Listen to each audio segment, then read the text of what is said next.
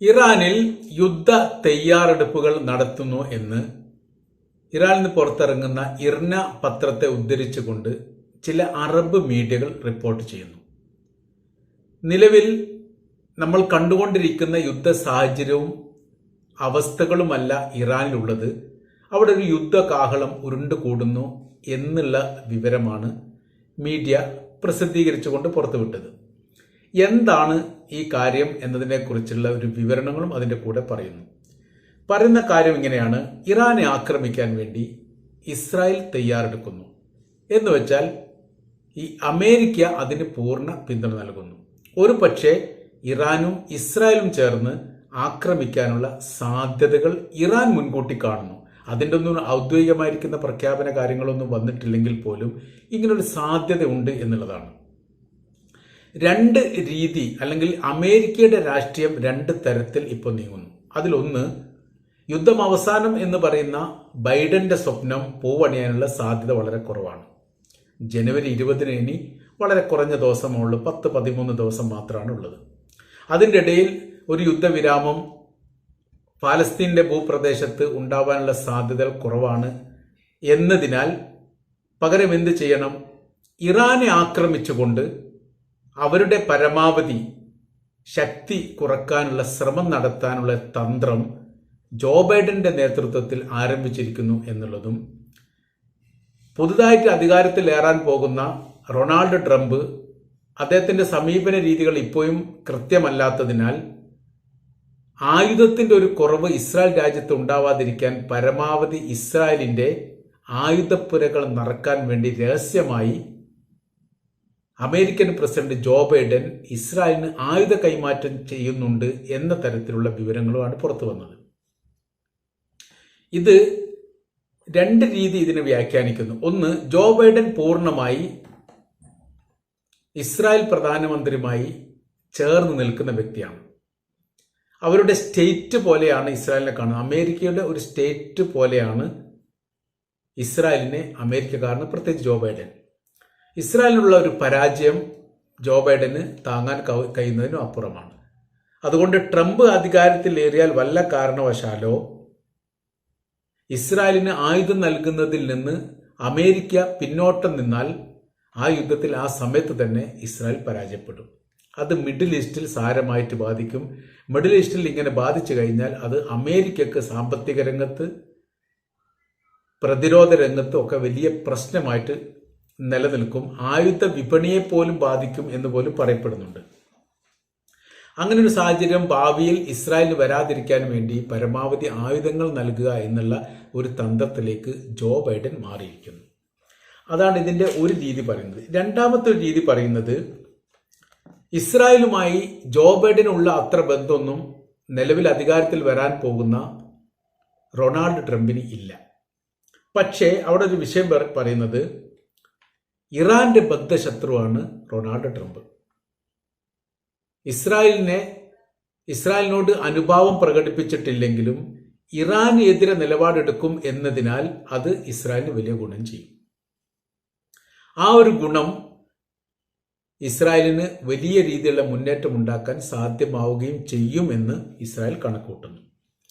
അപ്പോൾ ഏത് രൂപത്തിൽ നോക്കിയാലും ഇറാന്റെ കാഴ്ചപ്പാടിൽ ഈ രണ്ട് വ്യക്തികളും ഇറാന്റെ ശത്രുക്കളാണ്. ട്രംപ് മുൻപ് അധികാരത്തിലിരുന്ന സമയത്താണ് ഇറാന് നേരെ ഇറാന്റെ സൈനിക കമാൻഡറെ ബാഗ്ദാദ് എയർപോർട്ടിൽ വെച്ചിട്ട് ഇസ്രായേലും അമേരിക്കയും സംയുക്തമായി കൊലപ്പെടുത്തിയെന്ന് മാത്രമല്ല, അദ്ദേഹത്തെ കൊലപ്പെടുത്തുന്ന രംഗം വീഡിയോ സഹിതം റെക്കോർഡ് ചെയ്ത് അയച്ചു തരണമെന്നോ അതല്ലെങ്കിൽ ലൈവായ രീതിയിൽ കാണുന്ന രീതിയിലുള്ള സംവിധാനം ഒരുക്കണമെന്നോ അന്നത്തെ റൊണാൾഡ് ട്രംപ് പറഞ്ഞിരുന്നു. അത് അങ്ങനെ ഈ സംഭവം നടക്കുന്നത് ലൈവായിട്ട് കണ്ടിട്ടുണ്ട് എന്ന റിപ്പോർട്ടും ഇതിനിടയിൽ പുറത്തു വന്നതാണ്. അതിൻ്റെ ഒരു രാഷ്ട്രീയമായിരിക്കുന്ന ഒരു രീതി അല്ലെങ്കിൽ രാഷ്ട്രീയപരമായിരിക്കുന്ന ഒരു പ്രകമ്പനം ഇറാനിൽ ഉണ്ടായിട്ടുണ്ട്. ഇറാൻ തിരിച്ചടിച്ചിട്ടുണ്ട്. ഇറാഖിൽ പ്രവർത്തിക്കുന്ന അമേരിക്കയുടെ സൈനിക കേന്ദ്രത്തെ 72 പ്രാവശ്യമെങ്കിലും ഇറാൻ മിസൈൽ തൊടുത്തുകൊണ്ട് ആക്രമിച്ചിട്ടുണ്ട്. അതിലൊരുപാട് പ്രതിസന്ധി വിഷയങ്ങളൊക്കെ അതുമായിട്ട് ബന്ധപ്പെട്ട് അമേരിക്കയ്ക്ക് ഉണ്ടായിട്ടുണ്ട്. അമേരിക്ക വല്ലാത്ത രീതിയിൽ പ്രയാസപ്പെട്ട ഒരു തിരിച്ചടിയായിരുന്നു ഇറാന്റെ ഭാഗത്തുണ്ടായത്. പിന്നീട് അമേരിക്ക ഇറാനെ ആക്രമിച്ചിട്ടുമില്ല. അങ്ങനെയാണ് ആ രീതി പോകുന്നത്. അപ്പോൾ ഇവിടെ വരാൻ പോകുന്ന വിഷയം എന്ന് പറയുന്നത്, ഈ കാര്യങ്ങൾ വളരെ കൃത്യമായ രീതിയിൽ മനസ്സിലാക്കിയ രാഷ്ട്രമാണ് ഇറാൻ എന്നതിനാൽ അവിടെ വലിയ രീതിയിലുള്ള തയ്യാറെടുപ്പുകൾ നടക്കുന്നു. തങ്ങളുടെ രാജ്യത്തിൻ്റെ അതിർത്തി കടന്നുകൊണ്ട് ഏതെങ്കിലും ഒരു രാജ്യത്തിൻ്റെ യുദ്ധവിമാനങ്ങളോ അതല്ലെങ്കിൽ മറ്റേതെങ്കിലും സംവിധാനങ്ങളോ പ്രവർത്തിച്ചാൽ ആ സമയത്ത് തന്നെ ശക്തമായിരിക്കുന്ന തിരിച്ചടി നൽകുക എന്നുള്ളതാണ് ഇറാൻ ഇപ്പോൾ ലക്ഷ്യമാക്കുന്നത്. ട്രംപ് വന്നാൽ ട്രംപിന് നേരെ ഇലക്ഷൻ സമയത്തുണ്ടായിരുന്ന ഒരു വധശ്രമവുമായിട്ട് ബന്ധപ്പെട്ട് ചെറിയ രൂപത്തിലെങ്കിലും അതിൽ ഇറാന് പങ്കുണ്ടോ എന്ന് ചോദിച്ചവരും അമേരിക്കയിലുണ്ട്. പ്രാദേശികമായ രീതിയിൽ അത് റിപ്പോർട്ടായിട്ട് വന്നതുമാണ്. ട്രംപിന്റെ ഇലക്ഷൻ പ്രചരണത്തിനോടനുബന്ധിച്ചാണ് വെടിവെപ്പുണ്ടായത്.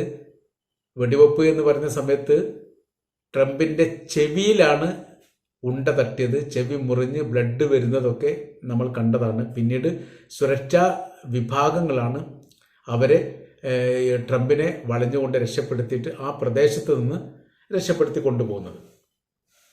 അപ്പോൾ ഈ ഒരു തെരഞ്ഞെടുപ്പിൽ അമേരിക്കയുടെ മുൻ പ്രസിഡന്റ് ആ പ്രസിഡന്റിന് സുരക്ഷിതത്വം നൽകാൻ പോലും സാധിക്കാത്ത വിധം അമേരിക്കയുടെ പോലീസ് മേഖല അല്ലെങ്കിൽ സൈനിക മേഖല തകർന്നിരിക്കുന്നു എന്നാണ് പ്രതിപക്ഷം അന്ന് ആരോപിച്ചത്. അപ്പോൾ ഇതിന്റെ പിന്നിൽ ആരാണ് പ്രവർത്തിച്ചത് എന്നതിനെക്കുറിച്ചുള്ള ഒരു വിവരണങ്ങളും ഇപ്പോഴും നടന്നിട്ടില്ല. അത് വലിയൊരു പ്രതിസന്ധി എന്ന നിലയ്ക്കാണ്. പ്രതിയെ ആ സമയത്ത് തന്നെ വെടിവെച്ച് കൊന്നു. അതുകൊണ്ട് ഒരു അന്വേഷണം മുന്നോട്ട് കൊണ്ടുപോകാൻ പറ്റാത്ത വിധം അവസാനിച്ചു. ഈ അടുത്ത ആഴ്ച, കഴിഞ്ഞ ആഴ്ചയാണ് ഇറാനിൽ ഭീകരസ്ഫോടനം നടന്നു. ഭീകരസ്ഫോടനം നടന്ന സമയത്ത് പ്രതിയാക്കപ്പെട്ട വ്യക്തിയെ അപ്പോൾ തന്നെ വെടിവെച്ച് കൊന്നു. യഥാർത്ഥത്തിൽ പ്രതിയെ പിടികൂടിയിട്ട് ചോദ്യം ചെയ്ത് ആരാണ് ഇതിന്റെ പിന്നിലുള്ളത് എന്ന് അറിയാനുള്ള ഒരു താല്പര്യം പോലും അമേരിക്കയുടെ സൈനികരുടെ ഭാഗത്തുനിന്ന് ഉണ്ടായിട്ടില്ല എന്നുള്ള പ്രതിഷേധങ്ങളും എതിർപ്പുകളും ഇപ്പോഴും പ്രകടമാണ്. പ്രതിയെ വെടിവെച്ച് കൊല്ലുകയല്ല, പ്രതിയെ പിടികൂടിയാണ് വേണ്ടത്. എന്നിട്ട് ആളെ കണ്ടെത്താനുള്ള സംവിധാനം ചെയ്യണം. ഈ രണ്ട് അന്വേഷണം ഇപ്പം നടക്കുന്നുണ്ട്, പക്ഷേ എവിടെ എത്താത്ത സ്ഥിതിയാണ്. കാരണം പ്രധാനപ്പെട്ട ആള് മരണപ്പെട്ടു പോയിരിക്കുന്നു, വെടിവെച്ച് കൊന്നിരിക്കുന്നു എന്നുള്ളത്. അപ്പോൾ ആണവായുധവുമായി ബന്ധപ്പെട്ട ആണവ ആയുധ ഈ സമ്പുഷ്ടീകരണവുമായിട്ട് ബന്ധപ്പെട്ട് 60% ഇറാൻ പൂർത്തീകരിച്ചിട്ടുണ്ട്. പക്ഷേ ഇവിടെ വിഷയം എന്ന് പറയുന്നത്, ആണവ ആയുധ കരാർ വ്യവസ്ഥയിൽ ഇറാൻ ഇപ്പം ഇല്ലാത്തത് കൊണ്ട്, അല്ലെങ്കിൽ അമേരിക്ക ആ കരാർ വ്യവസ്ഥയിൽ നിന്ന് ഇറാൻ ഒഴിവാക്കിയത് കൊണ്ട് ഈ ആണവായുധ സമ്പുഷ്ടീകരണം ഉണ്ടാക്കാൻ വേണ്ടി ഇറാന് എളുപ്പത്തിൽ സാധിച്ചു എന്നുള്ളതാണ്. അന്താരാഷ്ട്ര മേഖലയിലൊന്നും ഒരു അന്വേഷണ സംബന്ധമായിരിക്കുന്ന കാര്യങ്ങളൊന്നും ഉണ്ടാവാത്ത രീതിയിലുള്ള സംവിധാനം സഹായം ചെയ്ത് യഥാർത്ഥത്തിൽ അമേരിക്കയാണ് എന്നുള്ള ഒരു എതിർപ്പ് പോലും, ഈ ഒരു വിമർശനം പോലും അമേരിക്ക ഇപ്പോൾ കേട്ടുകൊണ്ടിരിക്കുകയാണ്. അങ്ങനെ ഒരു പൈ കേൾക്കുന്നു എന്നുള്ളൊരു അഭിപ്രായമുണ്ട്. അപ്പോൾ ഇവിടെ 2-3 കാര്യങ്ങൾ പ്രത്യേകമായ രീതിയിൽ അമേരിക്കയും ഇസ്രായേലും കണക്കുകൂട്ടുന്നു. ഇറാൻ എന്ന് പറയുന്ന രാജ്യത്തിൻ്റെ സൈനികപരമായിരിക്കുന്ന മുന്നേറ്റവും യുദ്ധത്തോടുള്ള അവരുടെ താല്പര്യവും അവർ ഏത് പ്രതിരോധം നടത്താൻ വേണ്ടി അവർക്കുണ്ടായിരുന്ന ധൈര്യവും വലിയ രീതിയിലെ ഭയപ്പാടാണ്. ഒരു അറബ് രാജ്യത്തും ഇറാനെ പോലെ നിന്നുകൊണ്ട് യുദ്ധം ചെയ്യാനുള്ള തൻ്റെ ഇടം കാണിക്കുന്ന രാജ്യങ്ങളിൽ 60ഓളം രാജ്യങ്ങൾ, മുസ്ലിം രാജ്യങ്ങൾ ഉണ്ടായിട്ടും ഇത്ര ശക്തമായ രീതിയിൽ നേർക്കുനേരെ മുഖാമുഖം നിന്നുകൊണ്ട് യുദ്ധം ചെയ്യാനുള്ള ധൈര്യം കാണിക്കുന്ന ഒരു രാജ്യവുമില്ല. ആദ്യഘട്ടത്തിൽ ഉണ്ടായിരുന്നത് ഇറാഖായിരുന്നു. ഇറാഖ് തകർന്നതോടുകൂടി ഈ മേഖലയൊക്കെ വലിയ രീതിയിലുള്ള ആധിപത്യം ഉണ്ടാക്കാൻ വേണ്ടി അമേരിക്കക്ക് സാധിച്ചു. അമേരിക്കയുടെ നയങ്ങളും നിലപാടുകളും സമീപനങ്ങളും തന്നെയാണ് പിന്നീട് മറ്റുള്ള രാജ്യങ്ങൾ അവലംബിച്ചത്. ഇതൊരു വലിയ പ്രതിസന്ധിയായിട്ട് തന്നെ നിലനിന്ന ഒരു കാര്യവും തന്നെയാണ്. അപ്പോൾ അതിനെ കവച്ചു വെട്ടാൻ വേണ്ടി അന്നൊക്കെ ഇറാഖ് കുവൈറ്റ് യുദ്ധകാലത്ത് ഇറാഖിനെ പോലെയുള്ള ബലവും ശക്തിയുള്ള രാജ്യമായിട്ട് ഇറാൻ മാറിയിട്ടില്ല. പക്ഷേ ഇറാൻ അത് മുൻകൂട്ടി കണക്കാക്കിയിട്ടുണ്ട്. ഇനി തങ്ങളുടെ നേരെ അത് തിരിയാൻ സാധ്യതയുണ്ട് എന്നതിനാൽ വലിയ സൈനിക സംവിധാനവും ശക്തിയും പ്രതിരോധ സംവിധാനവും തങ്ങൾക്ക് വേണം എന്ന് മനസ്സിലാക്കിയതിൻ്റെ അടിസ്ഥാനത്തിൽ വലിയ രീതിയിലുള്ള സൈനിക കേന്ദ്രങ്ങളും സംവിധാനങ്ങളും ഇറാൻ ഉണ്ടാക്കിയിട്ടുണ്ട് എന്ന് ഇടയ്ക്കിടയ്ക്കൊക്കെ യൂറോപ്പിൻ്റെ ചില മീഡിയകളൊക്കെ പറയാറുണ്ടെങ്കിലും അമേരിക്ക അത് അംഗീകരിച്ചിട്ടില്ല. പക്ഷേ ഇപ്പോൾ അവർക്ക് ബോധ്യമാകുന്നു യാഥാർത്ഥ്യമാണ് എന്നുള്ളത്. അപ്പോൾ ലോകത്തിലെ ഏറ്റവും വലിയ സൈനിക ശക്തിയുള്ള രാജ്യങ്ങളാണ് ഇപ്പോൾ യുദ്ധമുഖത്തുള്ളത്. അതിലൊന്ന് അമേരിക്കയുണ്ട്. പിന്നെ ഇറ്റലിയും ഫ്രാൻസും തുടങ്ങിയ യൂറോപ്യൻ രാജ്യങ്ങളൊക്കെ പിന്തുണയോടുകൂടിയാണ് ഇസ്രായേൽ യുദ്ധം ചെയ്യുന്നത്. ഇസ്രായേൽ യുദ്ധം ചെയ്യുക, ഇസ്രായേലും വലിയ രീതിയിൽ സൈനിക ശക്തിയുള്ള രാജ്യം തന്നെയാണ്. ഈ രാജ്യത്തോട് യഥാർത്ഥത്തിൽ മുഖാമുഖം ഏറ്റുമുട്ടുന്നത് ഇറാൻ മാത്രമാണ്. മറ്റുള്ള ആളുകളൊക്കെ അത് ലെബനാന്റെ ഭാഗത്തു നിന്നാണെങ്കിലും യമന്റെ ഭാഗത്തു നിന്നാണെങ്കിലും പലസ്തീൻ്റെ ഭാഗത്തു നിന്നാണെങ്കിലും ഒക്കെ, ഇനി ഇറാഖിന്റെ ഭാഗത്തുനിന്നും കുവൈറ്റിന്റെ ഭാഗത്തു നിന്നാണെങ്കിലും അവരൊക്കെ, കുവൈറ്റ് അല്ല ബഹ്റൈൻ, ഈ ഭാഗത്തു നിന്നൊക്കെയാണ് ഇസ്രായേലിന് നേരെ അക്രമം വരുന്നതെങ്കിലും ഇതിനൊക്കെ പിന്നിൽ പ്രവർത്തിക്കുന്ന ഇറാനാണ്. അവരുടെ പ്രോക്സി വിഭാഗമാണ്, ഇറാനാണ് ആയുധം കൊടുക്കുന്നതെന്ന് ലോകത്തിന് അറിയാവുന്നതാണ്. ഇപ്പൊ ഇസ്രായേൽ ഭയന്ന് വിറച്ചിരിക്കുന്ന യമൻ എന്ന് പറയുന്ന രാജ്യത്തിൽ നിന്ന് അതിശക്തമായിരിക്കുന്ന മിസൈൽ ലക്ഷ്യം കണ്ടുകൊണ്ടുള്ള ആക്രമണം നടത്തുന്നതിന്റെ പിന്നിൽ നേർക്കുനേരെ അല്ലെങ്കിൽ പോലും ഇറാന് പങ്കാളിത്തമുണ്ട് എന്നുള്ളത് യാഥാർത്ഥ്യമാണ്. അപ്പോൾ ഇറാൻ ഒതുക്കുക എന്നുള്ളത് ഇസ്രായേലിന്റെയും അമേരിക്കയുടെയും താല്പര്യമാണ്, ആഗ്രഹങ്ങളാണ്, ലക്ഷ്യമാണ്. അതിനെ പ്രതിരോധിക്കുക എന്നുള്ളത് ഇറാന്റെ ആവശ്യമാണ്. ഇറാൻ അത് മുൻകൂട്ടി മനസ്സിലാക്കിക്കൊണ്ട് അവിടെ യുദ്ധ തയ്യാറെടുപ്പുകൾ എടുക്കുന്നു എന്നുള്ളതും സൈനികർക്കും ബന്ധപ്പെട്ടവർക്കും ഈ നിർദ്ദേശം നൽകിയിട്ടുണ്ട്. തങ്ങൾ ഏത് സമയത്തും ആക്രമിക്കാൻ സാധ്യതയുണ്ട് എന്നതിനാൽ അക്രമത്തിന്റെ ആരംഭത്തിൽ തന്നെ ശക്തമായിരിക്കും തിരിച്ചടി നൽകിക്കൊണ്ട് ശത്രുവിനെ പരാജയപ്പെടുത്തുന്ന രീതിയിലുള്ള സംവിധാനങ്ങൾ ഉണ്ടാവണം എന്ന് ഇറാനിലെ സൈനികരോട് പറയപ്പെട്ടതായിരിക്കുന്ന വിവരങ്ങളാണ് പുറത്തു വരുന്നത്. ഔദ്യോഗികമല്ലെങ്കിൽ പോലും വലിയ തയ്യാറെടുപ്പുകൾ നടക്കുന്നുണ്ട് എന്നുള്ളത് പല മീഡിയകളും റിപ്പോർട്ട് ചെയ്യപ്പെട്ടതാണ്. അപ്പോൾ അമേരിക്കയെ സംബന്ധിച്ചിടത്തോളം ഒറ്റക്ക് ഇറാനെ ആക്രമിക്കാൻ അമേരിക്ക വലിയ ഭയപ്പാടുണ്ട്. കാര്യമെന്ന് പറയുന്നത് ചെങ്കടലുമായി ബന്ധപ്പെട്ട വിഷയത്തിൽ ഒരു അറബ് രാജ്യങ്ങൾ പോലും അമേരിക്കയോട് സപ്പോർട്ട് ചെയ്തിട്ടില്ല.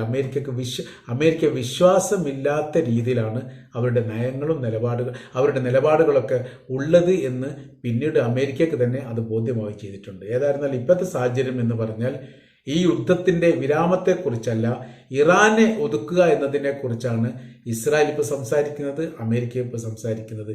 എന്നാൽ അങ്ങനെ ഒരു ആക്രമണം ഉണ്ടാവുകയാണെങ്കിൽ ഇറാന്റെ ഭാഗത്തുണ്ടാകുന്ന തിരിച്ചടി എത്രത്തോളം കനമുള്ളതാണ് അല്ലെങ്കിൽ ഗൗരവമുള്ളതാണ് എന്നതിനെക്കുറിച്ച് വ്യക്തമായിരിക്കുന്ന ഒരു മുന്നറിയിപ്പ് നൽകുന്ന കാര്യത്തിൽ അമേരിക്കയുടെയും ഇസ്രായേലിന്റെയും ഇന്റലിജൻസ് വിഭാഗം പൂർണ്ണമായി പരാജയപ്പെട്ടിരിക്കുന്നു എന്നുള്ളതാണ് യാഥാർത്ഥ്യം.